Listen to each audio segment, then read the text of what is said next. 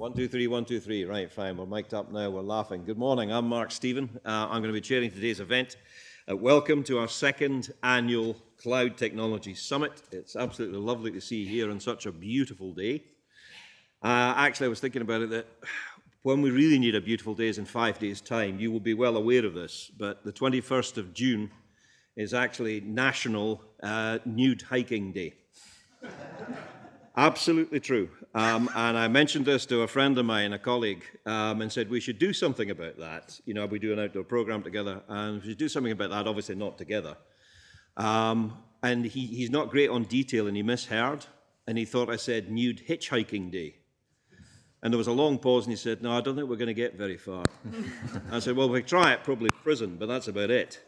I need to run through some sort of intimations before we actually begin. Can you switch your mobile phones, any devices, to silent? Toilets are located on floor 2, the floor above. You've been through that already. No fire alarm test is scheduled. If the alarm sounds, it's for real, so please just get out. You know, follow some of the staff here, and please don't wander off because we need to be able to count heads afterwards. All catering will take place in the Stratosphere, which is behind Digit registration. If you're using the car park downstairs, have a word with one of the Digit team. They can give you a ticket for £6, which will get you out half price, basically. Take the time while you're here to engage with other people around about you, engage with your peers, build new connections, get involved in the sessions, questions and answers, and so on. You can meet solution providers from across the supply chain in the exhibition area next door. And if you are tweeting, please include the hashtag #CloudFirstSummit, all one word, #CloudFirstSummit. Now, to use an old, or pervert an old cloud analogy, every silver lining is a cloud. So please welcome to the stage the organizer of Digit, Mr. Raybuck.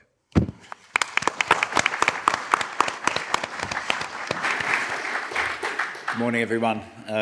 This certainly is much more refreshing than the virtual events we've been having to produce over the COVID period for the past couple of years. For those of you that haven't been to one of our events before, my name's Ray Bugg. I'm the founder of Digit. We've been around for about 9 years. Kicked off our first event up in Aberdeen in 2014 and have steadily grown our portfolio to now include 9 or 10 events over the course of the year, ranging anywhere from digital transformation, fintech, cybersecurity, cloud, a whole host of different vertical industry and technology events that we do. In addition to that, hopefully you know that we publish as well, and you've been receiving our news on a thrice weekly basis. I just wanted to very quickly thank you for coming. Equally as important, if not more important, thank our sponsors. Our events are all free to attend for consumers of technology. They always have been, and they always will be. It's very important that our events are inclusive, and a price point can quite often mean that they are not inclusive. And we don't want a barrier of payment to stop people from coming and learning and networking and getting involved. So they're always free, so our events are completely sponsor funded. So warmest thanks to DataVita, Navisite, Darktrace, Bright Solid, Ireland, and the host of supporting exhibitors that you've seen upstairs. Now, our exhibitors have got very, very cunning ways of tempting you in to see their wares, and a couple of them are giving away, one of them's giving away one of the full Lego Defender, Land Rover Defender kits. Now, I know there's some Lego fans amongst us. In fact, I know one of our speakers is a keen Lego fan. And also another one is giving away the Lego Batmobile. I'm not going to tell you who's giving these things away, so you've got to do a little hunt and reconnaissance to find out who's doing that. But I think all you've got to do is either drop a card in or get your badge scanned, and that's you're in. And judging by how many people that's here, you've got a 1 in sort of 50 chance of winning a prize today as well. Other prizes that are being given away today, I think, is an Amazon tablet. There's a speaker system. There's a whiskey voucher. So have a look around the exhibition stage, not just to see the wonderful wares that these people have got to offer and the products and the services, but also some of the good prizes that go with it potentially as well. For those of you that regularly attend our events, you probably know what's coming up. For those of you that don't, a quick pointer to something that's happening. 12th of October here, Digital Transformation Summit. This is I think it's the 7th or the 8th annual Digital Transformation Summit.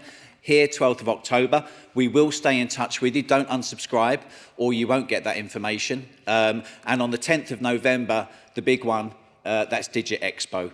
hosted by our good friend Mr. Stephen again, and that will be at EICC on the 10th of November. We get about 1,000 people to that. It's a much, much bigger venue, 50 or 60 exhibitors. There's 5 or 6 different stages with different content running. If you can't come, tell your colleagues. If you can come, bring your colleagues. The more the merrier. For myself and my hard-working team, have a great day. Look forward to seeing you again soon. Thank you.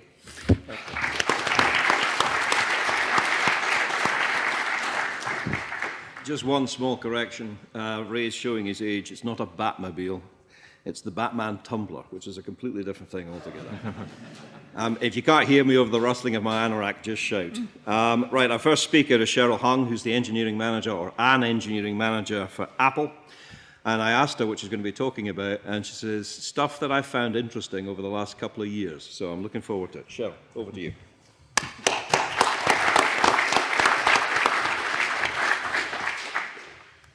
Thank you so much, and I'm thrilled to be here, particularly because, while I'm not Scottish, I'm based in London. My husband lived and worked here for 10 years, and we really love Edinburgh. We even had a Katie at our wedding, and there's always good reasons to come up to Edinburgh, so it's really nice to be back here. Today I'm going to talk a bit about cloud-native trends and predictions. In particular, why go cloud-native? What are some of the challenges that I've seen of companies who are going through a cloud-native transformation? And then 10 trends and predictions for this year. Before I go on any further, I want to know a little bit about you. So I'm going to just list some job titles, and if you fall under these, can you raise your hand? Architect, okay, a couple of 10, 15 people. Cloud engineer, platform engineer, something like that. Okay, about 10 as well. So front-end application developers. 1, 2, 3. Manager, director, something like that. Okay, so about a quarter. Okay, and then I guess anything else? What do you guys do? Why are you here? Someone say something. I'm a project officer. Project officer? Risk manager. Risk manager? Security. Sweet. Okay, fantastic. So I am Cheryl. You can tweet me at @OyCheryl. And I think when anyone's talking about trends and predictions, it's quite important to know what their bias is and what their viewpoint is. So I'm going to tell you a little bit about me as well. I do work for Apple now. I'm not going to be talking about anything Apple in this presentation because Apple is quite secretive. But I work on Apple Cloud Services, which is the internal cloud team. So my customers are things like iTunes and Siri and Apple Maps. But I started out at Google as a software engineer using Borg. So that's kind of how I got into infrastructure. I also advise a handful of startups. So I advise Helio, which is in compute, Permit, which is authentication, and OnDat, which is storage.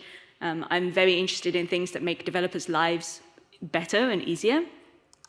And I come from a community open source background. So I founded and run Cloud Native London, which is one of the meetup groups in London that has about 6,000 members. And I also previously worked for CNCF, the Cloud Native Computing Foundation, which is the non-profit behind Kubernetes and a lot of the technology around containers. Okay, so why cloud native? There's 4 typical reasons that companies that I've spoken to say is the reason for going cloud native. The first one is resiliency. So you want resiliency is, you want your applications to not go down. You want to be able to present the best customer experience that you can possibly give. The second is development velocity. Companies that want their developers to release faster and to push better customer experiences and keep ahead of the competition. Multi-cloud and hybrid cloud. So companies that, typically for business reasons, want to diversify across different cloud providers and possibly run their own on-prem. And resource efficiency. And resource efficiency is the reason that Google originally started with the whole cloud native trend, because Google run huge data centers Interestingly, I think this is the least cited one that I've heard from companies. Most companies are not actually going cloud native for this reason. But the upshot of all of this is I found large companies are more likely to adopt cloud native rather than smaller ones. And then what are some of the challenges that I've also seen with cloud native transformation? And these come from the companies that I've spoken to through the CNCF. So those companies are companies like Mastercard and Spotify and Adidas, companies that are not the vendor side, but they're actually using these technologies. The first one is complexity. I think if you've worked in this space for a while, you know that the number of technologies and the number of frameworks get bigger and bigger and bigger every year. It's harder to know what works well together and what things don't. The cultural changes that you need with development teams. As I said before, I come from the developer side of the world, so development teams often find it difficult to accept the changes that you need to move towards a DevOps model. And then day two operations. So it's relatively easy now to just choose and install a technology. It's relatively difficult to keep that running and keep that secure over the next 10, 15 years. And the upshot of all of this is that the trend is to move up the stack. And that means reduce the complexity of what you are doing and try and move towards automation. So the next bit of my slide next few slides are all going to be about 10 trends and predictions that I've seen from just talking to people around the industry. This is why I've called it Cheryl's Cloud Native 2022. This is definitely not unbiased. I'm sure that everybody has a different opinion of what cloud native means. And they're in no particular order, but I've organized them by 3 pillars. So the first one I've called productivity. So these are things that allow you to move up the stack and reduce the complexity of what you're running. The second one is control. These are typically tools and approaches that give you better insights into what you're running and allow you to optimize and better control what you're doing. And then the third one I've called where business meets cloud. So these are business drivers in a world where you have limited resources and you have rising gas prices and everything else. So these are things that impact on the adoption of cloud and cloud technology.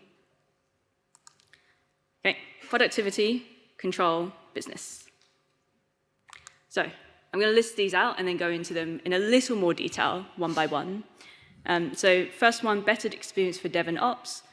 Second, cross-cloud becomes more real. Third, GitOps grows significantly. And fourth, Jenkins is not dead. The first one is a better experience for developers and operators.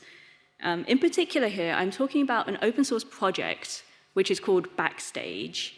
Backstage came out of Spotify, and what they found is that the learning curve for cloud technology is so steep that their engineers were spending 6 months before they could even, 6 months just learning the principles of things like containers and Kubernetes before they could even start deploying anything usefully.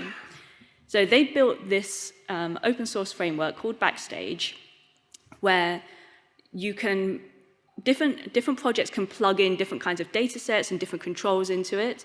And then on the other side, both developers and operators get a better view into what their systems are doing and what are the different things they can influence. And they get things like metrics. You can see things like the number of tests, the cloud costs, the security issues, the number of incidents. And this has significantly improved their productivity among their engineers. And the fact that it's open source means that a lot of vendors have started building a Backstage plugin for their own products as well, which is really nice because if you're using a lot of different products and tools, you can then just have them all in this single pane of glass type experience. So Backstage, I've seen a lot of adoption across companies small and large. The second one I've titled, Cross-Cloud Becomes More Real. So I'm going to say, so I feel like Cloud is perhaps obvious, I hope. We're in a cloud-first conference. The second one, hybrid cloud, I'm talking about going on-prem and to typically a public cloud provider, and multi-cloud, working across different cloud providers. So I'm curious for everyone here. So how many people place themselves in the first category, like they're running some stuff on on-prem cloud, but only on-prem cloud? Okay, no one, I think. Hybrid cloud, the second piece. Okay, probably a third, maybe. Multi-cloud.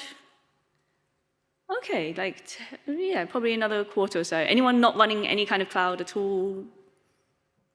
Okay, no one's saying that they're not running cloud.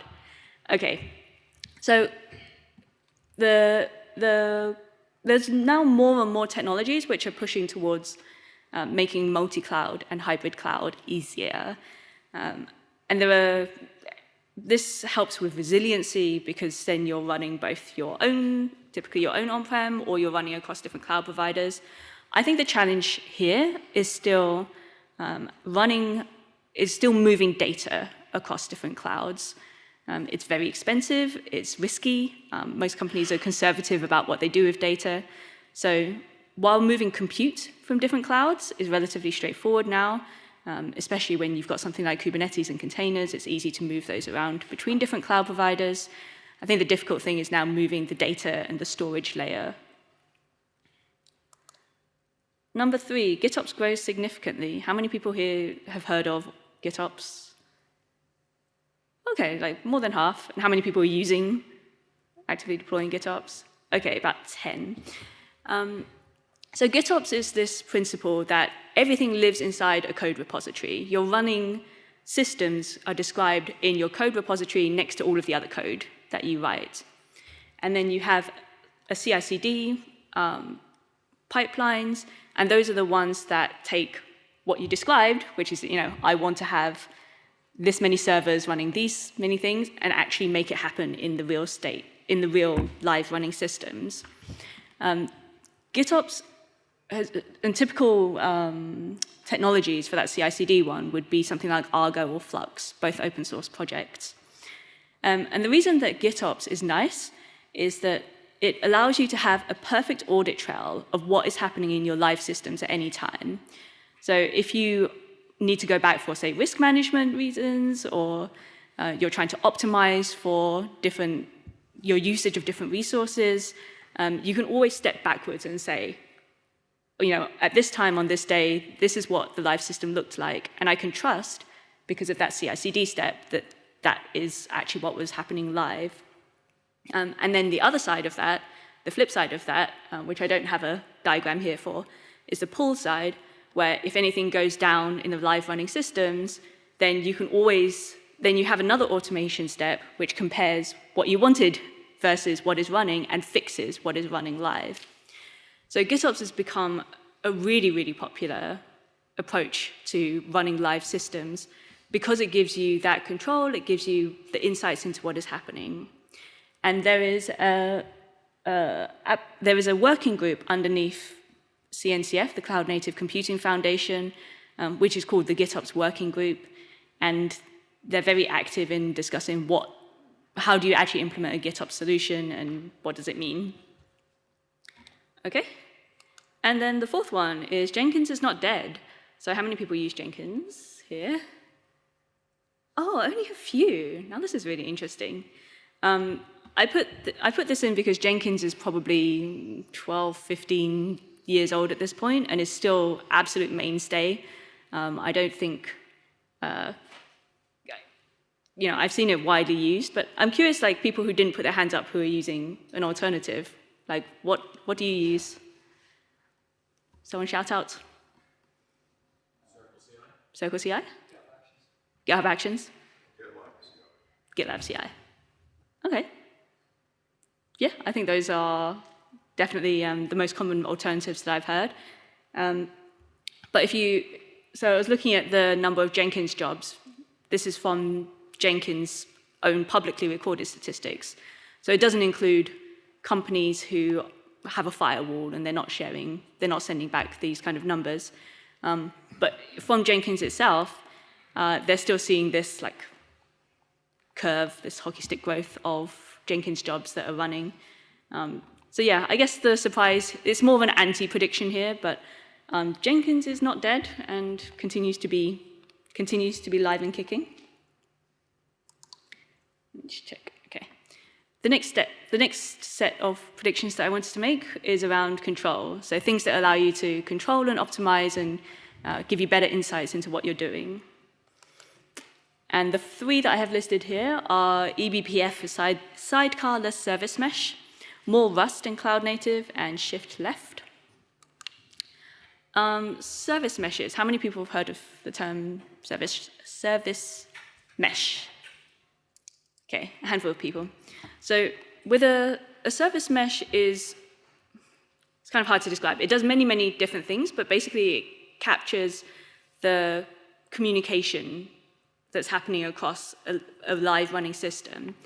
And typically the way this was implemented and has been implemented so far is called a sidecar. So you have a service, and then you always have this sidecar, which is a service mesh on the side. And every single service you run, you also run the service mesh, and the service mesh handles all of the communications. The problem with this is that it becomes very resource intensive because you always have this heavy sidecar that's everything that you do, so there's always this overhead.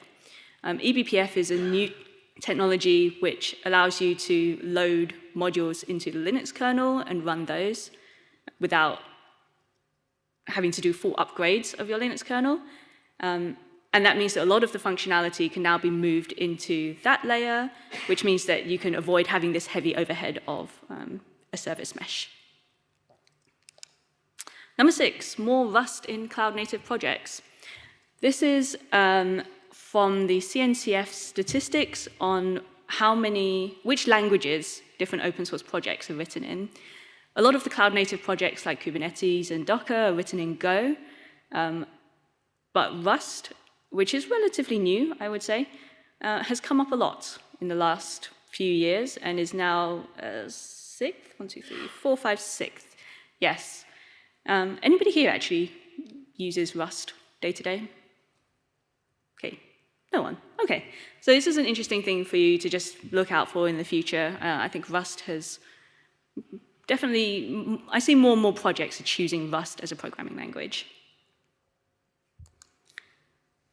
Okay, shift left empowers developers. So I know that someone mentioned they were in security here, and my friends in DevSecOps love to talk about shifting left. So I asked them, why does shift left matters? And they described it as shift left enables you to empower developers. So it gives developers who are on the left-hand side of this image, the ability to build in security early on, which is much cheaper and much easier than dealing with it once it's happening at this end of the operations side. And that means that your security is baked in from the beginning. So shift left is definitely a big trend. So those are my 3 control ones. So eBPF for sidecar-less service mesh, more Rust in cloud native, and shift left empowering developers. And then my last pillar was business, where business meets cloud, trends that are happening that are impacting how cloud is adopted. The first one I called developer advocates everywhere. The second one is rise of FinOps, and the third one, GreenOps drives resource efficiency. First one, developer advocates everywhere. This is actually me about 4 or 5 years ago as a developer advocate. Developer advocates are typically for companies that are promoting some kind of technology or selling something to developers.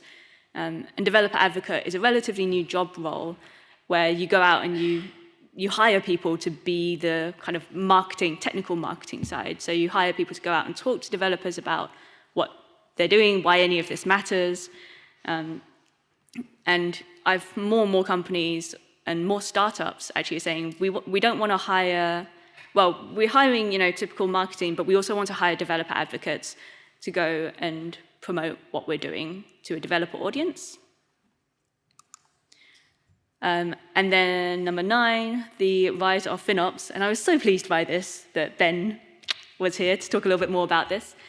We did not coordinate this. But this is a chart from Flexera. They did a survey with 750 respondents, and they found that more than 50% of their respondents are using over $2.4 million, spending over $2.4 million annually on public cloud. So there is greater pressure to use those resources efficiently and to understand where those are going. So Ben actually is here from the FinOps Foundation.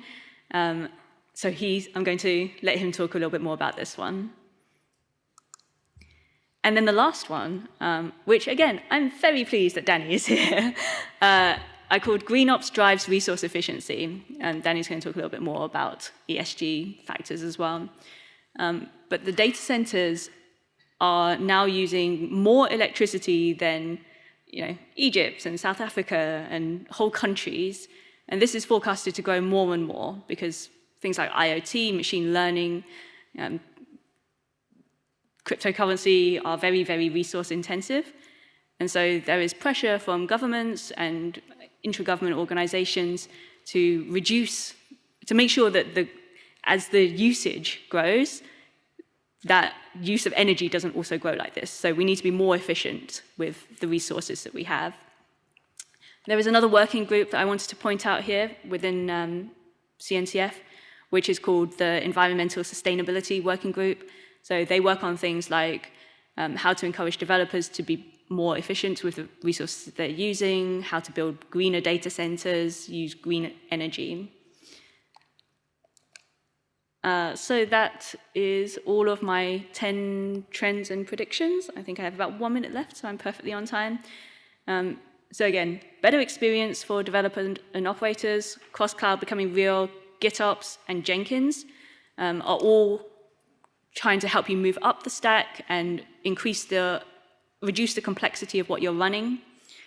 eBPF for sidecarless service mesh, more Rust in cloud native, and shift left empowering developers, trying to give better insights and allow better optimization of what you're using. And then developer advocates everywhere, the rise of FinOps and GreenOps are both external factors which are pushing how cloud is adopted. I also have a list of resources here if you want to go and follow up links for any of these ones. And thank you very much. These slides are available on my blog. It's been a pleasure. Thank you.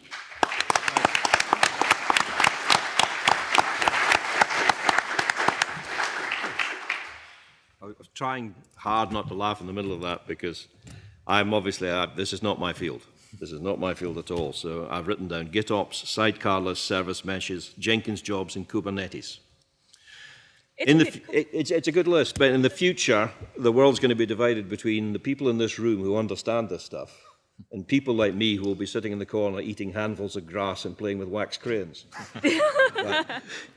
It will all become clear to me, I'm sure, by the end of the day. Come and eat wax crayons with you. That sounds good. Don't confuse the two. Right, okay, and basically I don't need to introduce Ben because Cheryl's essentially done it. Ben DeMora is the FinOps Engineering Director for the FinOps Foundation, and he's going to be talking about how you empower engineers to deliver better value. So, Ben, over to you.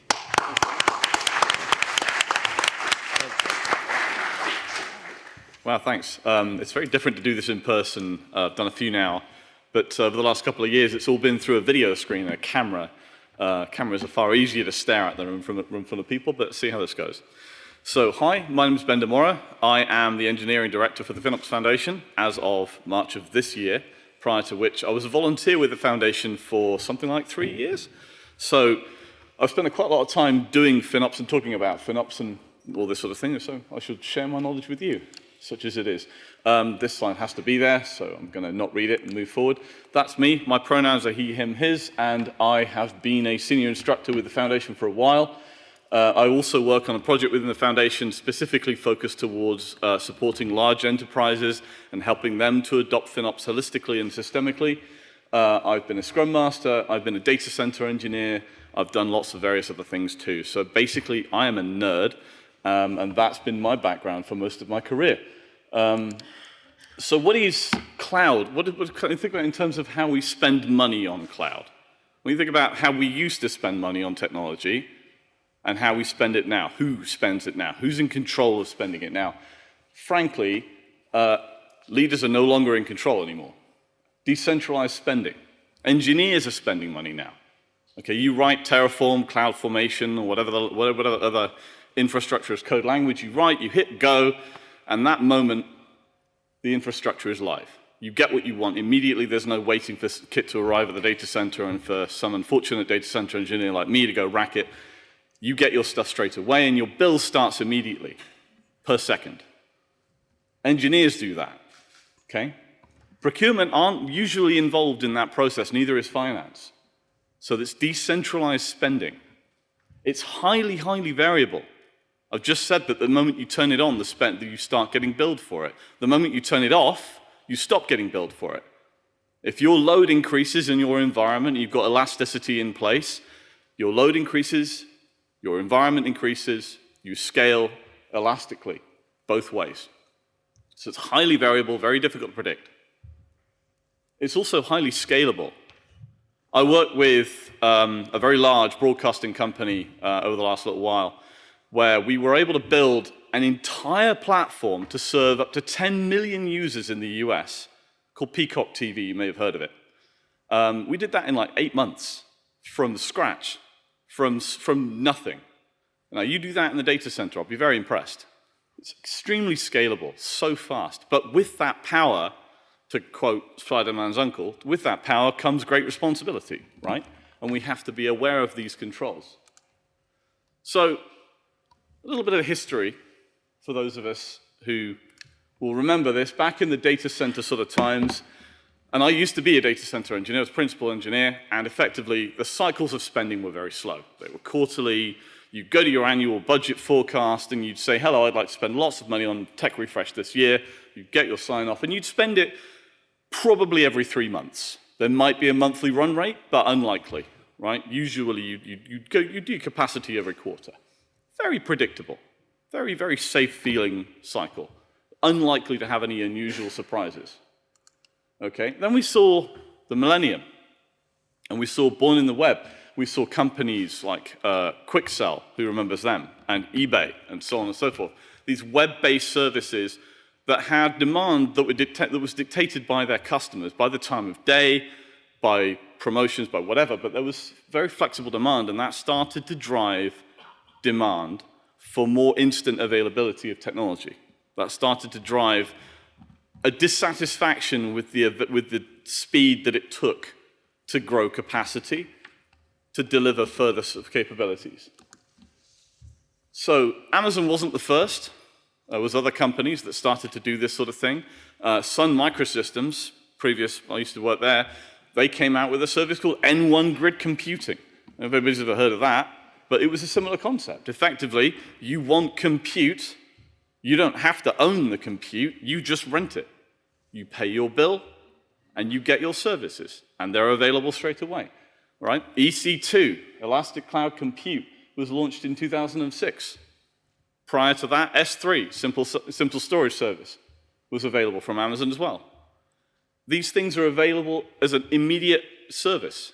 And that was kind of 2006. And that brought in and really enabled the rise of Agile and DevOps and that constant iteration and that rapid development and engineering and release.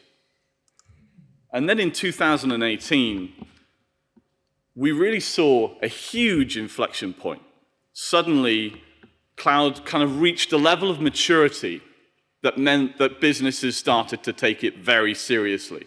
It stopped being a sandbox hobby project for a couple of engineers. It started to become the core of business delivery and of engineering approach, right? And actually, we had to edit this slide recently because up until, 5-6 months ago, that number was over $1 billion lower. That's a new revised number, $500 billion public cloud spending. We also had to revise, there's another number on another slide that I'm not going to show you, but there's another number which also got revised upwards recently too. IDG and Gartner predicted that we were going to see $1.3 trillion of public cloud spending by 2025. That's now 1.6 trillion. The numbers are staggering.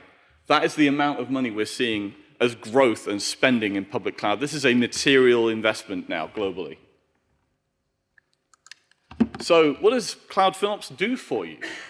In a nutshell, effectively, it is an evolving, and the key word, this is very important, I don't know why it's not highlighted, but it is an evolving practice. It continually evolves. I've been involved in it for about 3 years. It's transformed significantly in that time and become far more complete, broader. It's still growing. We're still building things now, right? But it's a cloud financial management discipline and a cultural practice that helps organizations to maximize their value by bringing all of the different groups within the business together to collaborate and understand a contextual picture of what is happening with their cloud estate. Using data to seed those conversations, using clear, transparent insights to drive those conversations and support better decision-making. Okay? I want to just very quickly point one thing out, which is a new addition. Over here on the right-hand side, sometimes FinOps is interpreted as financial operations because it sounds a little bit like that's what it is. It's not. Think of FinOps instead as a boost to DevOps. FinOps is a portmanteau of finance and DevOps. It enhances that life cycle that we know, that DevOps life cycle, and adds in the financial and cost and value awareness of iterating through the DevOps life cycle. So I want to just point that out very briefly because I have seen now there's quite a few blogs and comments where people refer to it as financial operations. It's not. I have lots of conversations where people say to me, you work in fintech. No, it's everybody who uses cloud, not just fintech, everybody. So the foundation has a very simple three-pointed mission. We exist to support people. We exist to support people who manage the value of cloud through our communities, of which we now have about 6,000 members of very active people within our community. And actually, this Saturday, I fly to Austin, Texas, where we're going to be holding our very first global FinOps conference at FinOps X, and we've got quite a few people there. It's going to be pretty cool. It's going to be very hot, actually. Very, very hot. I'm slightly terrified. We also advance careers. Now, this is an area I'm very passionate about. We provide education. We provide certified and qualified training courses. We provide job connectivity. We have a very, very active jobs market within our Slack environment, which we'll talk about in a bit. But we support the advancement of people working within this very new field to help them to grow their skills, to help them to broaden their abilities, and to progress through their careers. And finally, any good idea should always be shared. Any good solution should always be distributed. So what we do is we pull together that big community of 6,000 odd people who are working at some incredible companies all over the world, including Apple as well. And we bring these people together to share best practices, to share success stories, to share horror stories, which is always good fun, and to talk about how we succeeded and share those ideas so that we can benefit as a collective group from the best practices that we build within the foundation. And there are working groups focused on those best practices covering things such as broad as automation, government cloud, cloud financial data standardization, all this kind of thing. Lots of these different working groups building these great best practices and sharing them for free with the rest of the community open source. So that's our mission.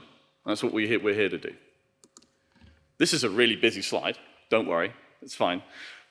This is basically a 2-day training course condensed into a single slide. So I'm not going to spend 2 days going through that. You'll be very relieved to know. What I want to do is point out a couple of key points. So over here on the left-hand side, the principles of FinOps, these 6 principles, they are the North Star. They are our guiding light to show how we deliver everything that we do within FinOps as a discipline. And the first one on there on that list is that teams need to collaborate. We have to understand each other better. We have to listen to each other better. And I don't just mean within teams, within engineering teams. Engineering teams need to understand the pressure that the finance teams are under. Finance teams need to understand the context of why the spend is happening. They don't need to become cloud architects, but they should probably have a good understanding of why things are so variable. What's the result of what's going on? Collaboration is key. So we can't succeed without it. Secondly, everyone takes ownership for their cloud usage. What does ownership mean? What do we mean by that word? Well, if you own something, you both understand your impact upon it, right? You outcomes of your decisions with it, and you have your hand on the dial. So if you are owning your cloud infrastructure, we all know that you own the resiliency of the cloud. If a cloud environment, if a cloud solution goes down, yeah, the engineers are going to be told, right? They're probably going to know. If it's an insecure, there's a breach, there's a CVE that's vulnerable to that particular environment, the cloud engineers are going to know, right? What if it's burning more money than it's earning? What if there's suddenly a spend anomaly because a deployment was incorrectly done and there was way too much resource built, and actually now that environment is going through an insane amount of money that you didn't expect? Who sees that? Who can control that? The engineers are the ones who were able to build it, and I'll keep pointing at them, but we need to support engineers to have the insight and the power and the understanding to recognize that as a key metric as well. So ownership is really important. And I'm not just saying engineers either. Leadership, if leadership says, go build it to be this big, it's going to be built to be that big. If you've got 2% of the demand on that environment and it sits there idle, there's an ownership for that decision. Centralized team drives FinOps. So we use the word team here. It might be a dedicated team of people who do that full time, and that does happen in a number of organizations. It could be a matrix. It could be a second hat that somebody is wearing for within the distributed organization, okay? There is a whole section about what makes a great FinOps team in the course that I teach, but there is no such thing as a FinOps person that you can define their career background, because in fact, the more diverse the team is, the more successful the team will be. Reports should be accessible and timely. I'm going to swap the word report there, because report implies a static printout, a snapshot, point in time. But we already know that cloud spending is so variable that the moment you take a snapshot, you wait a week, and that snapshot's data is going to be largely out of date. So actually, think about a report as a living, breathing, live thing, as a dashboard, as an immediate investigation point that you can go to and explore and understand what is happening right now. What happened yesterday? Yeah? They should be accessible. They should be timely. Here's a fun one, accessible. Anybody know how many lines you can fit into Microsoft Excel before the software itself barfs, regardless of how much memory you have in the system you're loading it on? Any guesses? 4 million. More than 4 million lines in Microsoft Excel, and the software just won't cope. As far as I'm aware, new versions might not be able to do that. So most cloud bills will break that. Most cloud bills will give you more line item data than you can fit into a spreadsheet program. You need ways to filter that information. You need methodologies to make that terrifying amount of data consumable so that it doesn't take 2 weeks for an engineer to look at the data and understand what's going on. They should be able to look at a graph and straight away know that what they did yesterday was what they were expecting to have happen. And yes, that drop in the graph was important, was expected, or vice versa, or whatever. That data has to be accessible and clear and timely. That's a challenge. Decisions are driven by the business value of cloud. We make a decision based upon the previous principle, based upon the fact that we have current, clear, transparent, trusted data that's up to date, that we understand, so we can make good decisions based upon what we need to do next. And finally, I talked about the fact that cloud is highly variable, difficult to predict, and all that kind of shenanigans. Let's take advantage of that, right? We have the power to decide exactly how much money we're going to spend tomorrow, next week, next month on our cloud environments based upon what we need from that platform. It isn't a set it and forget it anymore. It isn't a we've bought some cloud now, we own it. No, you don't. You're consuming the cloud on a daily basis. Every day you make a purchasing decision to continue or to not. So take advantage of that variable cost model. It covers all those personas and more. Everybody is involved in this. Whether you're directly involved or whether you're adjacent to this, you need to understand these concepts and principles so that you can maximize your support of this discipline. And very briefly, I'm going to touch on the life cycle on the right-hand side. It's really simple, very, very straightforward. You begin with the information in form to understand what's going on. You then make your decisions about what you should optimize based upon whatever you want to use, Pareto 80-20 or whatever, whether you want to look at low-hanging fruit, whatever your solution is going to be. Look for opportunities to optimize. That's difficult to say. And then finally, operate. Operate is where we change ourselves. So we change what we do. Let me give you an example. If you found an enormous amount of idle resources and overbuilt waste and all this kind of stuff, yeah, great, clean it up, good. But if you don't change the behaviors that led to that situation and you leave it 6 months, you're just going to have to do the same housekeeping all over again. So think about not just what do we need to clean up within our platform, what do we need to drive efficiencies within our platform in terms of right-sizing or cloud-native migration, whatever it's going to be, think about how we got there. What behaviors do we need to change to ensure that when we go forward, that isn't a problem we need to repeat the solution for. So the operate is really about how we change our own relationship with technology and how we behave. Finally, the framework itself, the FinOps framework itself is quite broad, and I'm not going to go into all of it because it goes quite deep. But there are 6 key domains along the bottom here, which kind of give you an idea of the breadth of different disciplines and different sort of capabilities, and they're actually called domains and capabilities, but different things that you need to be able to focus in on, which is why this isn't just an engineering problem, or it isn't just a financial problem. We need to bring to bear the entire business capability across data analytics, across cloud automation, across financial support, project, education. All of these things need to come together to support this concept. So below the domains, I'm not going to go through all of this, don't worry. Below the domains, there's even more. These are the capabilities we currently list, and each one of these can be owned and can be supported to drive further value. I mean, have a look very briefly through that, and wonder if there's any of those on there that are surprising to you. Some of these are deeply technical, right? We've got workload management and automation.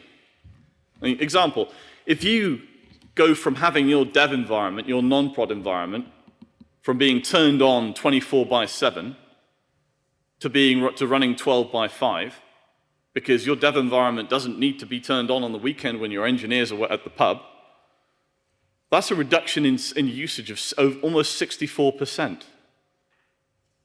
64% savings in your non-prod, just for switching the lights off when you're done working, just for shutting down the environment. That's significant, right? Cloud policy and governance. One of the most challenging things to do in cloud is to make sure that you've got good governance. And it's critical to understand what's going on within your environment, both in terms of cost allocation and proper tagging and whatever strategy you're using there, and in terms of ensuring that nothing unexpected happens. Okay, we've got anomaly management, managing anomalies there, and real-time decision making. Anomalies can be problematic. My second week at one particular company working there, I got access to the Cost Explorer in AWS. I raised my hand and I said, "Hi, I'm new, but did we mean to spend $245,000 on CloudWatch over the last 3 weeks? Was that on purpose?" Nobody had eyes on that. Suddenly, 2 days of, oh my God, what do we do? Fix it. And then 8 months of going back to AWS saying, yeah, we didn't mean to spend that money. Can we have it back, please? Anomaly management. Very important discipline. How do you handle that? How do you identify where to solve that? If you've got an estate with 2,000 engineers, right, hundreds of teams, lots of products and services, and suddenly the graph spikes, who do you talk to, right? So these are things that are key to handle. What does it look like when we get it right? What does good look like in terms of FinOps in cloud? Actually, there's a bunch of benefits that have got nothing to do with cloud that you get from this, which is great. We've seen time and time again that when you succeed in delivering these collaborations and people start to support one another more and listen to each other more and understand each other more, there's a significant improvement in overall goodwill and cross-organizational trust that goes beyond the boundaries of cloud engineering and everything else. We start to break down the barriers and the silos between the groups in the organization. We improve our accountability. We talked about ownership. That strength, that sense of pride in what you've achieved in every area, not just the engineering teams that I'll keep talking about. We deliver that accountability, and with it, that pride. We reduce our cloud waste, which lowers costs, but it also lowers carbon emissions, because if you use less cloud, you're consuming less energy, it makes sense, right? One fun fact I found out recently is, anybody want to guess how much carbon emission, on average, is generated by training one machine learning model, on average? Any guess? 511 tons, on average, per machine learning model. It's crazy, isn't it? Right? More predictable cloud spend. But wait, I said it was variable. Yeah. Previously, we used to forecast based upon looking at what the graph said last year, and then just drawing a dotted line. Okay, that was a centrally done function within the finance teams. But now, we can align that to roadmaps. Okay? And finally, we can accelerate our innovation and lower our cost of failure. So, in summation, effectively what we get is we speed up our ability to understand, we clarify our ability to scale, and we support the ability to specialize in our cloud environments through these insights. I'm just going to fly through. This is an interesting one. This is one of the last things I'm going to show you. FinOps has grown almost exponentially over the last few years. It's gone from nearly nobody talking about it in 2019. It was my job then, but maybe I was one of the few. So I think we've seen, this is now 2022, we've now seen like 12,000 more. Sorry, 12, yeah, thereabouts on LinkedIn. And this is within our private, within our community Slack environment, we have a jobs channel. And this shows up until December last year, but we're now at the 130, 140 mark with people looking for FinOps people. So significantly growing environment. And finally, this is the last slide, I promise. We're funded through our training programs, primarily. And the training programs exist to give people a far more in-depth understanding of this discipline. We do the practitioner training course, which is a 2-day course, or an on-demand course with video. And we do the professional course, which feels a bit more like a degree module. There's homework and there's various classes and assignments and things.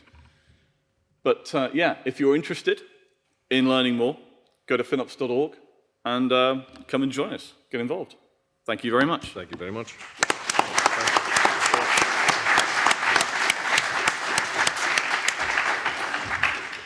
Anybody in the room got children? Yeah, a few. Yeah, okay. You'll know the sheer joy then of trying to get them to switch off lights in rooms that they're not only not in, they haven't been in for weeks. Essentially, you're in a situation with the cloud. It's exactly the same, except they can switch on the lights a long way away and any number of lights.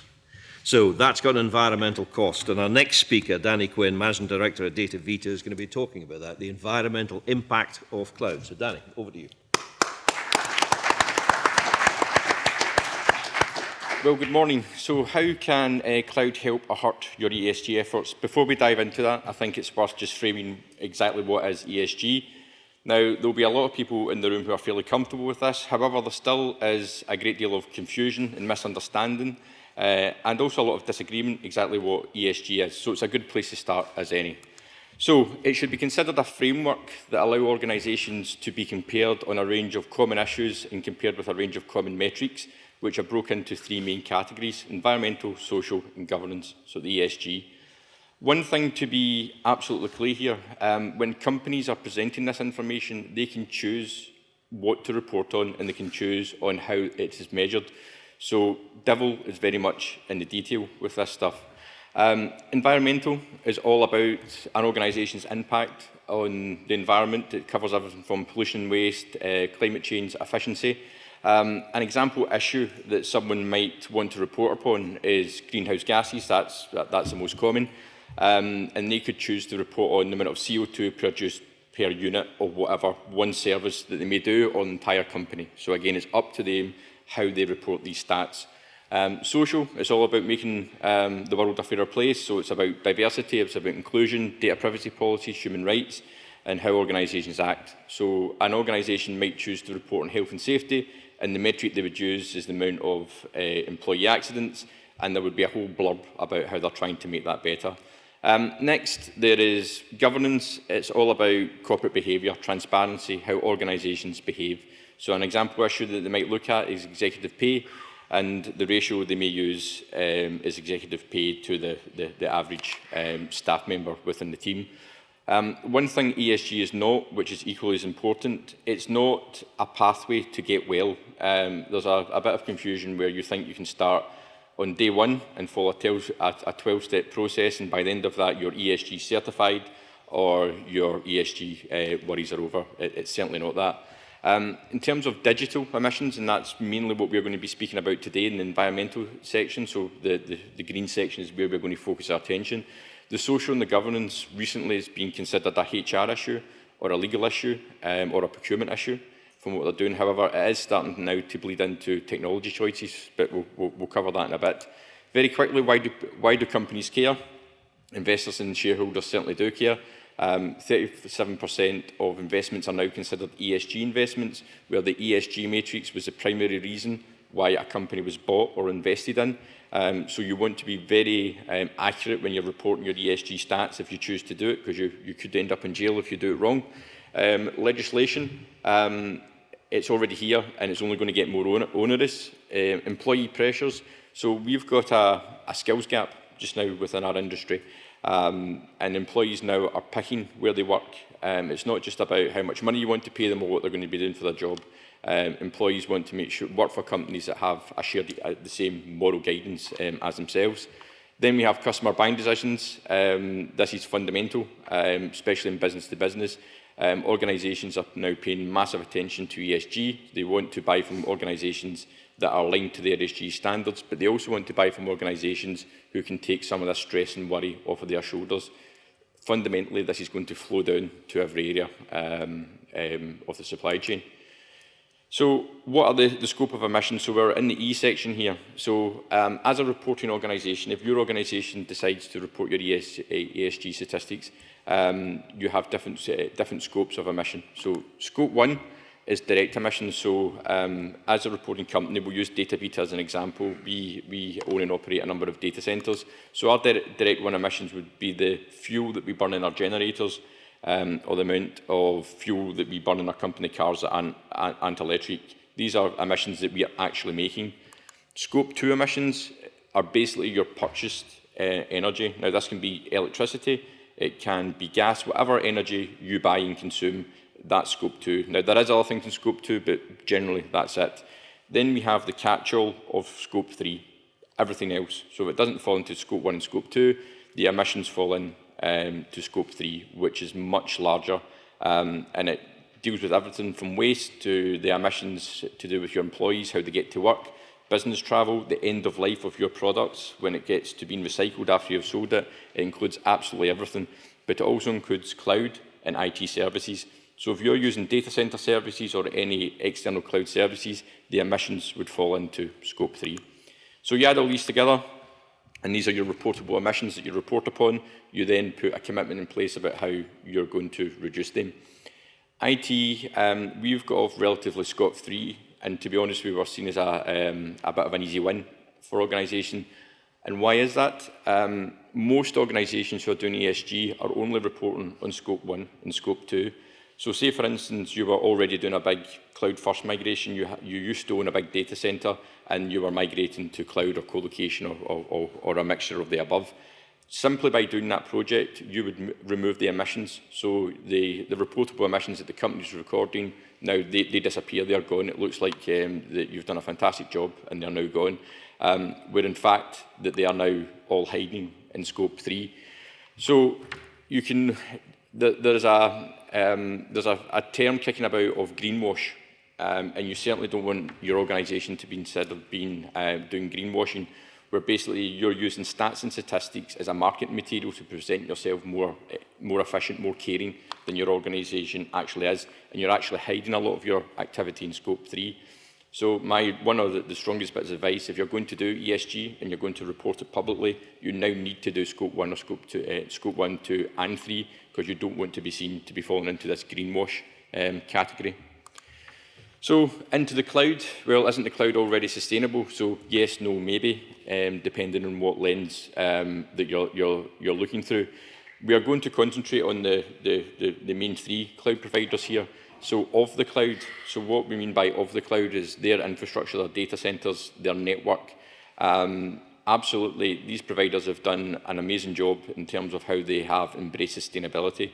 The amount of resource, time, money and effort they put into making the underlying data centres as efficient as they can be is absolutely huge, and more so than any other industry. To be honest, you're going to be hard pushed to operate more efficiency just due to the size, scale and economy and the resources they have available to them. It's also in their interest to be efficient in terms of it saves them money. They can either make more profit or they can lower the cost of products that gives them a competitive advantage. There's still a lot more to do, but the path that they're already on has been huge. So what about in the cloud? I'm now talking about the services that you're building and your responsibility. So do you have standards in place that measure the amount of carbon that you deploy within your cloud environments? Are you looking at your code efficiency? Are you looking at your service sizing? Are you looking at your asset utilisation? Ben touched on it ever so slightly, that this concept of cloud waste is absolutely massive, and most of cloud waste falls within Scope 3. So what is the scale of Scope 3? So this is taken from Microsoft. This is taken from one of their own reports. They are saying that 77% of their overall business activity would be classified as Scope 3 emissions. So it shows you the size and scale of it. Some other industries, the skew is even larger. So we can see it's a problem that's coming for us all in terms of what we're doing. Just to qualify quickly, DataVita, we have no allegiance to any one cloud provider here. All these stats that I'm going to go into, they're just taken directly from the websites, reports, blogs, or they are directly taken from questions that we have asked for data that's not available. So for Microsoft, we need to call them out in a good way. By far, they are leading the reporting of Scope 3 emissions in terms of what you're doing. So cloud providers have tools you can go into, and you can look at these tools and it tells you the amount of emissions that your workload's presenting. Microsoft are the only organisation that report on Scope 1, 2 and 3. They've been working with their supply chain, with their lines of business, to fully understand these Scope 3 emissions. So how, out of the big three, how do the other two compare? So AWS, they only report on Scope 1 and Scope 2 emissions at the moment. So if you go into their carbon footprint tool, they are pretty much, well, they are reporting Scope 1 and 2. In Scope 2, they're using market-based methodology rather than actual measurements because they don't have the data. The carbon dashboard from Google, they're only reporting on Scope 1 or Scope 2 emissions, and they're excluding a lot from the categories within that as well. So they're saying we're not going to record these aspects of Scope 1 or Scope 2, again, because they don't have access to the data, which I always find quite ironic, given what these organisations do and collecting data that they don't have access to this data. I'm not quite sure how to take that. So if you're reporting in Microsoft in terms of the amount of carbon, the skew is going to look massive in terms of what you're doing. and nilla cloud providers, and to be honest, you probably need to multiply them by a factor of 6 or 7 to get accurate reports. Now, this slide isn't about having a go at AWS and Google. I've already said they're doing a fantastic job in the sustainability of their infrastructure. And they will catch up. All the cloud providers peg each other in different ways. They go ahead, then people catch up and they move. So in the next year or two, I have no doubt that AWS and Google will catch up. The point I'm trying to make is you really need to look at the statistics. If you're going to be responsible for reporting digital carbon emissions, you need to understand the data, and you need to understand a lot of it is still presented from a marketing term rather than actual factual information. So don't inadvertently report incorrect stats and statistics. So what's driving cloud waste? So we're going to use money here to measure it. The reason why we're using money, there is no one report that shows you the amount of emissions caused across all the different cloud providers. It simply doesn't exist. We are talking about IaaS within cloud here, so quite a narrow band of the public cloud definition. So in 2021, Gartner estimated that £65 billion was spent on cloud. 40% of the instances are oversized, which resulted in almost £9 billion worth of waste. 35% of storage costs were driven by orphan volumes and snapshots, again £3 billion worth of waste. And time spent idle was 76%, which is an absolutely huge number, but as Ben already touched upon, 44% of workloads in the cloud are non-production workloads. So we think about how we use these, and that resulted in approximately 14 billion. So all in, almost 27 billion pounds worth of waste now. We're not here to talk. I'm not here to talk about the monetary value of that. That speaks for itself. It's the amount of emissions that has been driven from these.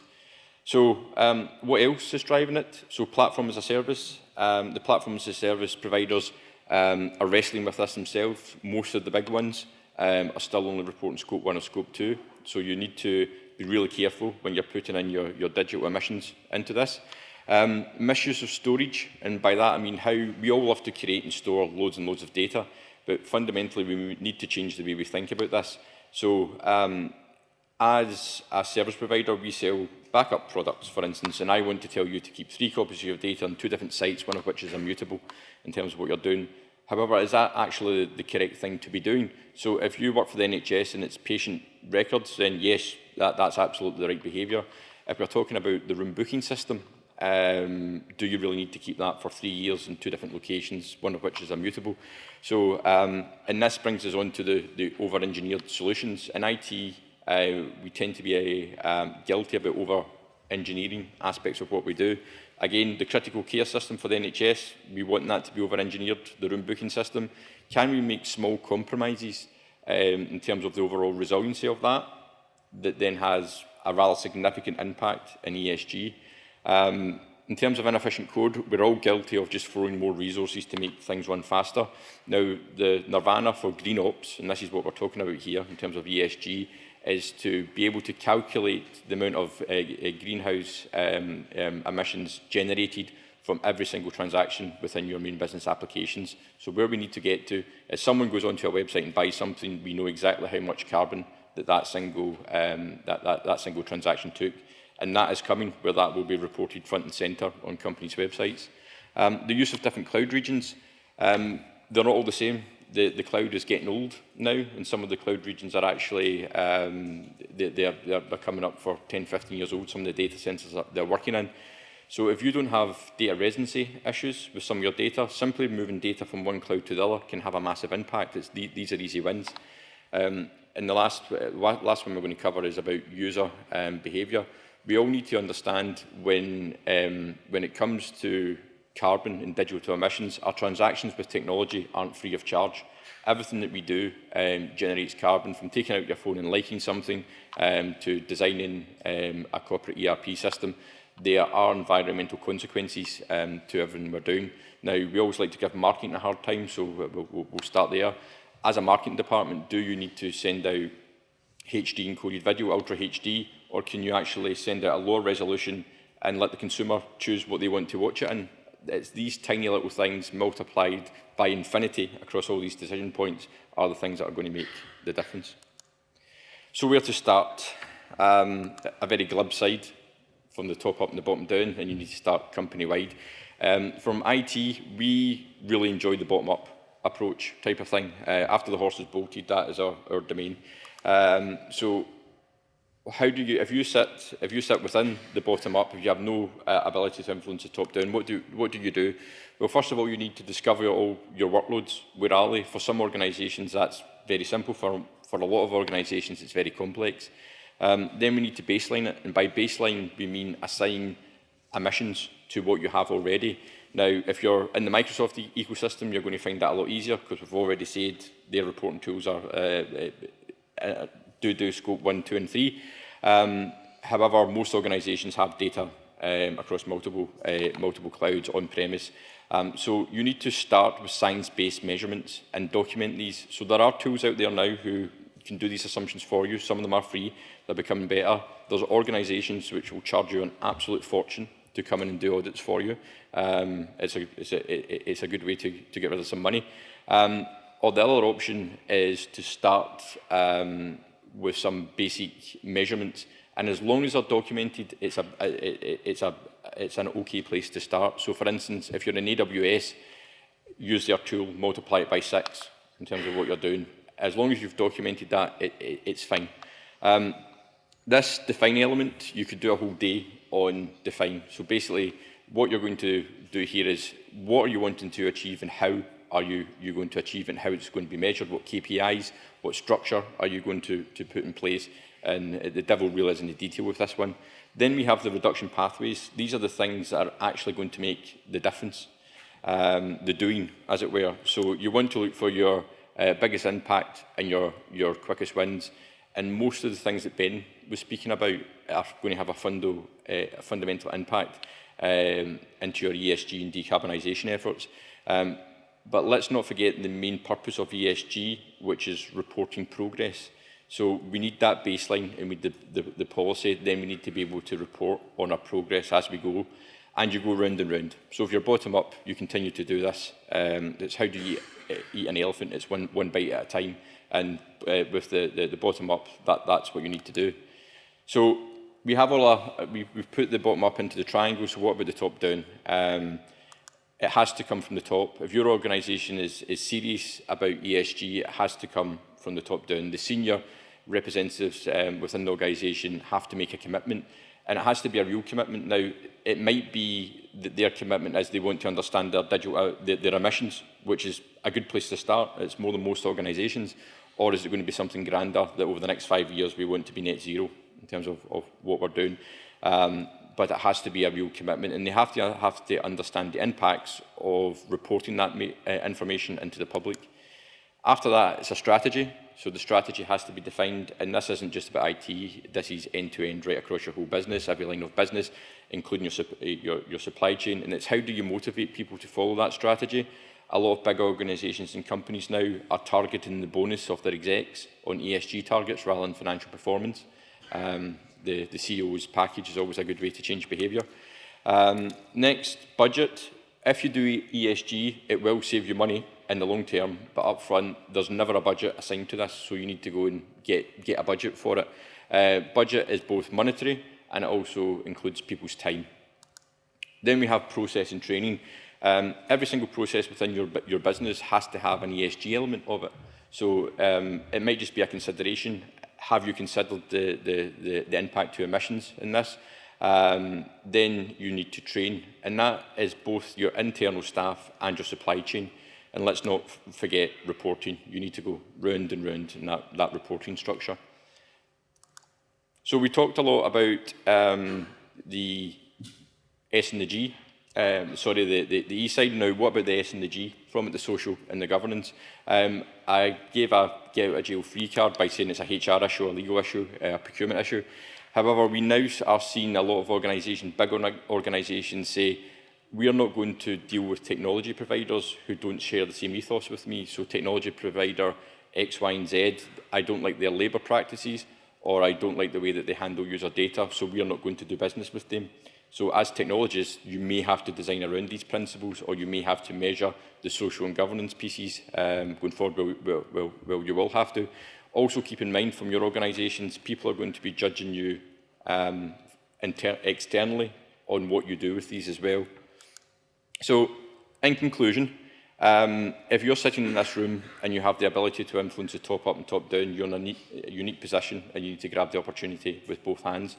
If you're not, like many of us, if you're sitting in the bottom-up approach, please start even understanding, as a technologist, the amount of cloud waste that your infrastructure is generating puts you ahead of most organisations.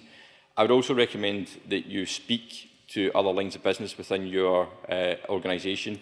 ESG is quietly bubbling away in dark rooms just now with people working in a siloed environment. So it's amazing the amount of times you ask the question, there are people working on this already. And there is information out there now. So Ben was talking about with FinOps 3 years ago, if you Googled it, you wouldn't get much information. Now there's a lot out there. Green Ops, ESG, and the cloud is exactly the same. So thank you. Thank you.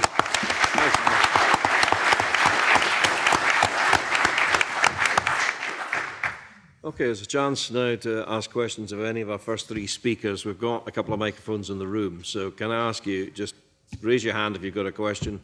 When you get the microphone, identify yourself and then ask the question. Who in this merry band wants to go first? Gentleman there, well done, sir.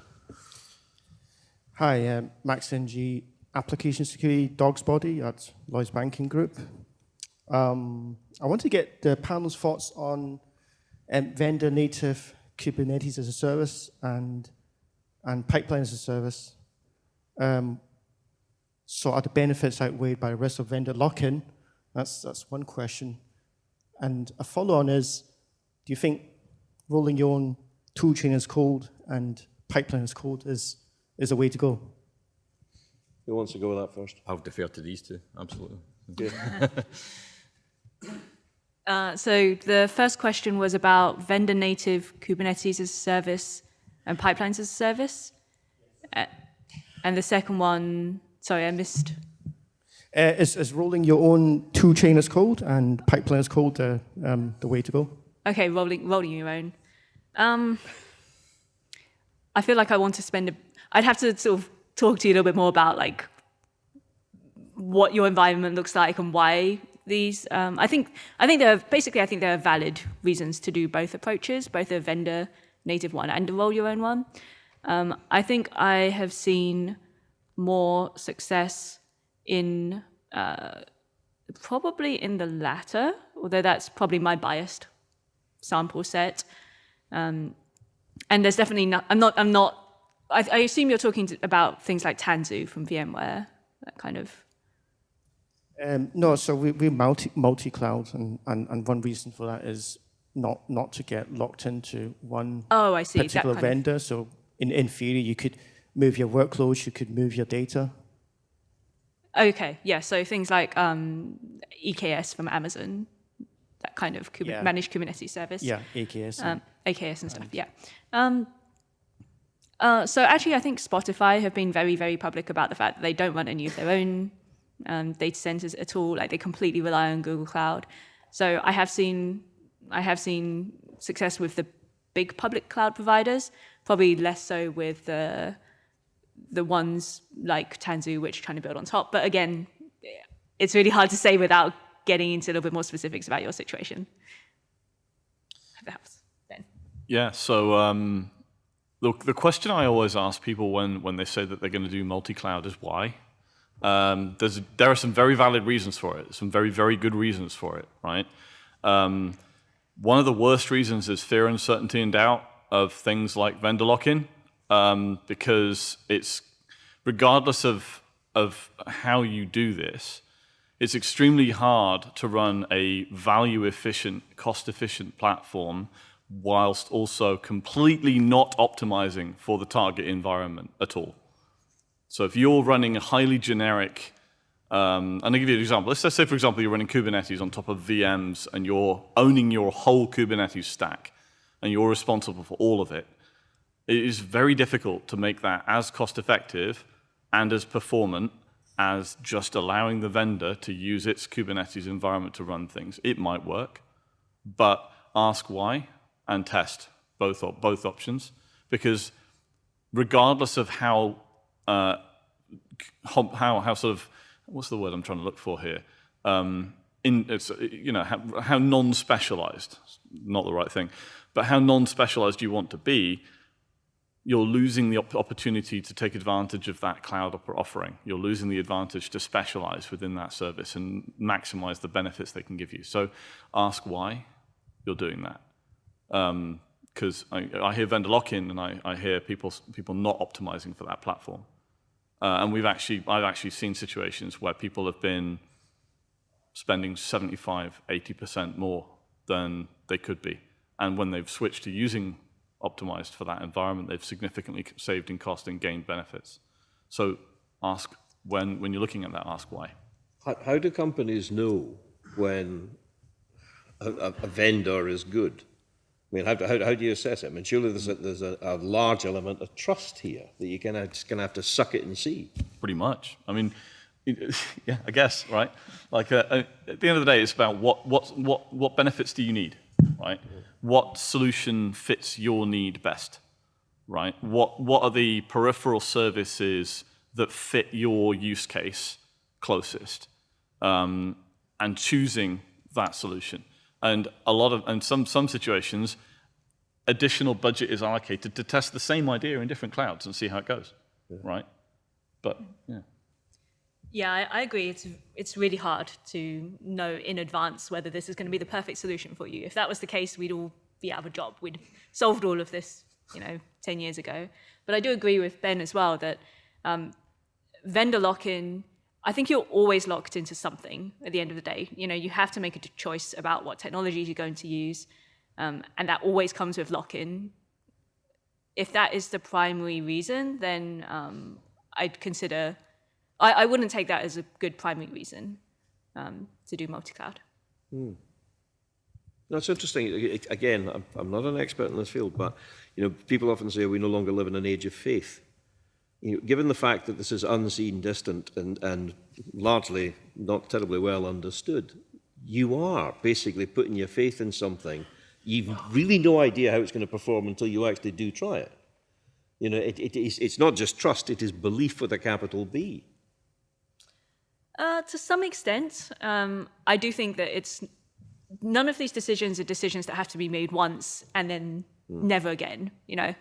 You can always change your mind in the future as well. Yeah. Any other question from the floor? Gentleman here, please. Microphone's just behind you.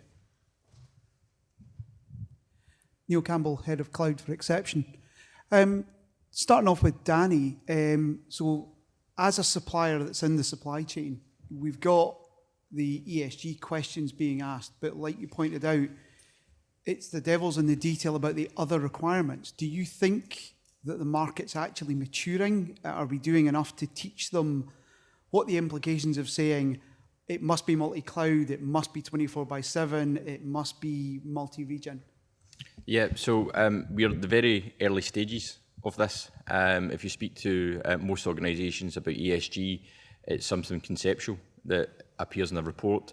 There aren't many people who are actually doing it in terms of making individual decisions based on it, and it comes down to this top up or bottom down.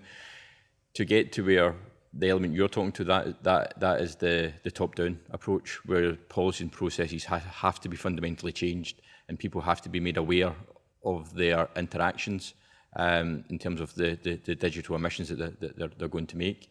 We fell into our trap with it ourselves in terms of, we decided in terms of our data centres we were going to be net zero in 5 years' time based on our Scope 1 and Scope 2 emissions, then learnt a bit more and thought, oh, crap. We're still committed to that, but it's a much bigger problem, and we're going through that iteration the same as most. You spoke about greenwashing, which is a thing that absolutely fascinates me. Who calls that out? Is there a body that actually look at this, look at the claims that have been made, possibly to enhance a brand, and says, actually, that's crap? Fundamentally, no. People are paying more. They're getting wise to it in terms of it's normally reported upon in terms of the big organisations, the investment banks, etc., who are coming out, and the cloud providers. They provide ESG reports that are 1,000 pages long, and now people are actually sifting through them to understand what does it mean, and the activity in terms of people who champion green practices are now beginning to call organisations out and saying, well, actually, what you're saying here is a lot of words and not many actions. So ESG almost became a part of marketing for a while. Yeah. And if executive bonuses are being tied to good performance in ESG, surely that's a real drive for greenwashing. Absolutely. I mean, one of the biggest ways to change something is the executive pay. I've said that. And I mean, it's amazing what you can achieve. And it's what is the quickest way to do that is by putting out a fancy brochure that shows what you're doing from ESG.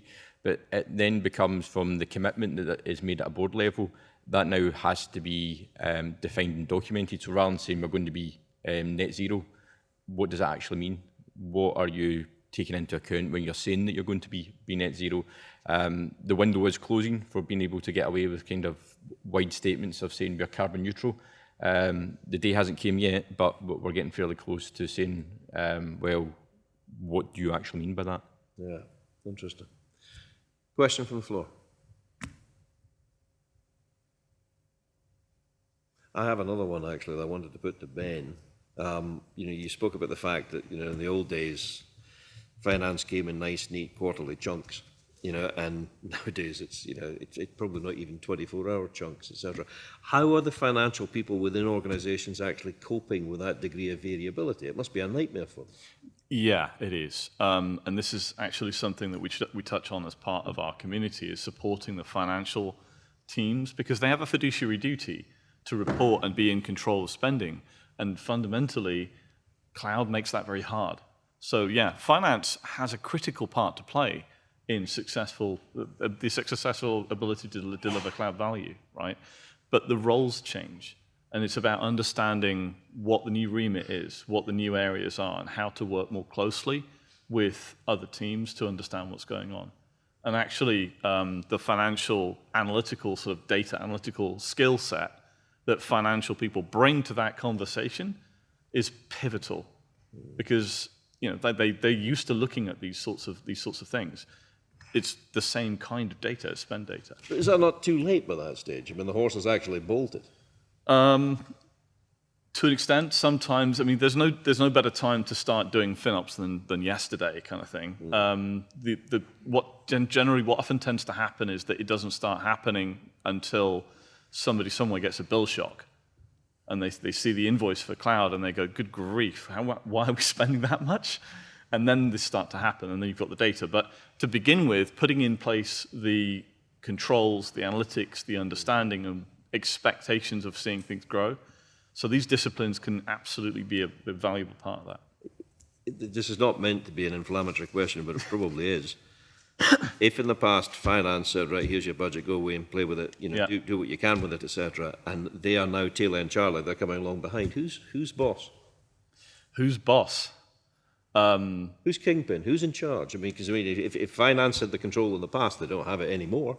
Yeah, well, ultimately, engineers will build what they're asked to build, right? So if the leadership strategy is to build a platform and do what they need to do, provide the support for the engineering teams require the insight to understand the outcomes of their decisions, the training to know that they're building things properly, the architectural support to understand that the solution is the right one, because if they just create a pretend data center in the cloud and not leverage any of the unique capabilities of the cloud, they're missing out on those opportunities.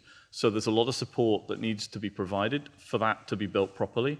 In terms of who's in charge, it should always be the leadership in terms of strategy, but ultimately, the graduate who is given the AWS keys or the Google keys or whatever, and is given go write some Terraform and hit go, they're the ones who are initiating the spending. We need to make sure that they're doing that in a space that they understand their outcomes and that they're supported in doing so effectively. What you've just described to me sounds like a wonderful, shining ideal and almost impossible to put into practice. Not impossible. Not impossible. Not impossible. How does it work in terms of communication? I'm interested to put this to the floor, because again, I've raised the issue about some of the phraseology actually contained within this. does every aspect of your businesses speak the same language? No, you're shaking your head, you know. No, absolutely not. Can we get a microphone to this gentleman at the front here, please? Now you're regretting it. Yeah. That will teach you. Hello. Hello. What, do I need to introduce myself? Yeah, I guess good, yeah. you can do it sitting down, no problem. Yeah, but I mean, no worries. I'm Gary. I work for InsurTech called Zigo, security architect.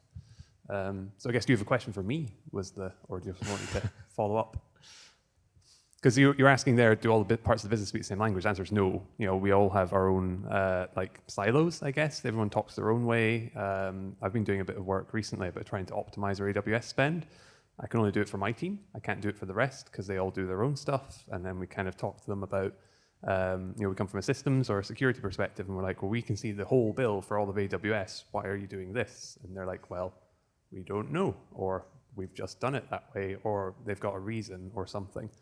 It's like I say, I don't really have a question at that point, but no, it was more your perception of it, you know, at the moment, because that's why I said it sounds like a wonderful shining idea, but I'm not sure how practical it is. So one of the things that we do within the foundation to drive that collaboration is introduce a common language. Everybody is going to have every team is going to have their own very specific context-relevant languages, right? So, you know, finance is going to have things like GAAP and EBITDA and COGS and all this other stuff. Engineering teams are going to have things like CAPES and Docker and other terms that finance won't understand. But what we need to do is start to use, so that's still valid and still important. I mean, that's obviously relevant to that particular context. But when we're looking at FinOps, there are some universal concepts that fit. Things like committed spending, right? So if we know that a certain amount of environment is going to stay there and isn't going to go and it will go away for a year, we can commit to that spending and return a discount from that commitment. That kind of concept crosses those boundaries because the finance team would quite like to do that because you can get quite a big discount, up to 70% in some cases, on that commitment. But you don't want to commit against something that you don't know is going to stay there. So you need to understand from your engineering teams if it's going to, right? So you can then make that commitment in confidence. Those kinds of concepts that need to cross boundaries, you know. Conversely, one of the things you can do with most cloud providers is go and get a recommendation on right sizing and how much money you could save. And one of the worst things that can happen is to get finance access to that dashboard. Because finance will go to that dashboard and say, oh, I can save $400,000 a month off of all of this. And then they go to engineering and say, go push the big red button and make it happen. And engineering is like, no, that's first of all, that's going to take 6 months. Secondly, these things are this size for a reason, and there's context that needs to be applied there. So there needs to be some common understandings and some common terminology. There's a whole bunch of stuff about that within the FinOps framework to talk about that. Cheryl. So, sorry, if I've still got the microphone, so I'm still allowed to talk. You have the speaking stick. Perfect, yeah. So in that case, would you recommend, like, I've done a lot of cross-department working groups and stuff and trying to get people on board and come along. And it's like, yeah, should we take everyone from systems engineering and finance and let's go on your course and do some training together? And maybe they'd be up for that. But then a lot of the time they won't be. So is it just that sales pitch you've made now? I have to go and say to them, let's do it because there's all this benefits and here's the rationale and see what they say and hope for the best. Or if they say no, how else do we drive it? I mean, if they say no, I'm not sure I know how to help you with that. That's fair, yeah. But, I mean, or not even just no, but like we don't have the time just now, maybe 6 months. Whatever. Yeah, I mean, for a practitioner organization, for a business that wants to do this inwardly and sort their own cloud cost out, membership of the foundation costs precisely nothing. Okay. So you can come and get involved in the Slack. There is a very active community on there, and ask the questions. And just spark the debates. There's a bunch of working groups focusing on different areas of this stuff as well. Yeah. And in fact, adopting FinOps, there's an entire slide deck that's free for you to take and use and download on the website that you can use to promote and to do that sort of conversation internally and say, look, this is a thing we should probably do. This is why. Brilliant. I'll have a look at that tomorrow then. Yeah, man. Okay. Thank you very much. Stop. Cheryl. Something that you mentioned about, this is a shining ideal and how does this work in practice, and also because you mentioned insecurity. One of the predictions, the trends that I talked about was shift left. right? This idea that it applies to security. I spoke about it in the context of security, but it also applies to things like testing and things like cloud costs, things like resources. The idea is you move stuff towards the developer, and yes, you have to educate them and so on, but in order for them, developers also have limited time in their day, and actually the better way to do it is to build automation and tooling so that, for instance, they can say, compared to your peers, you're using 80% more cloud spend than the rest of the people in your company. So that's how I would approach it, rather than the education is absolutely important, but also giving the developers those tools so that they can make the decisions themselves is how I would think about it. Yeah, totally data-driven stuff, man. Always. Yeah. Any thoughts, Danny? No, nothing to add. No. There's actually quite a nice one there on Slido that's come up. And we'll just finish off with this. What typical business service is a terrible candidate for migration to the cloud? Furniture manufacturing. Okay. Sorry. There's some obvious ones jump to mind in terms of the 5G, for instance. Is very latency dependent, so the 5G works fantastic, but the technology has to be close to consumer. Put that 100 miles away, it's not going to work. Very high density workloads, high performance compute in the cloud. It can become extremely expensive. You click the wrong button, you could bankrupt yourself. So we are still seeing a lot of people doing HPC outside of the public cloud. So it's workloads that still have a physicality to them, I guess. Okay. Yeah. Good answers. Yeah. Good candidates, any ideas? Good example? I mean, the classic things are things like web servers, things that are just compute-based, things that serve stuff out to the internet, that don't have state. I think I agree that things that have,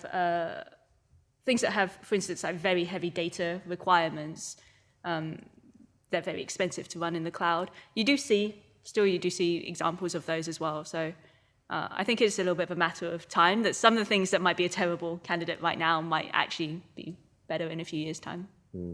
Okay, interesting. Thank you very much for that. Can I ask you to thank our first three speakers one more time, please? Thank you.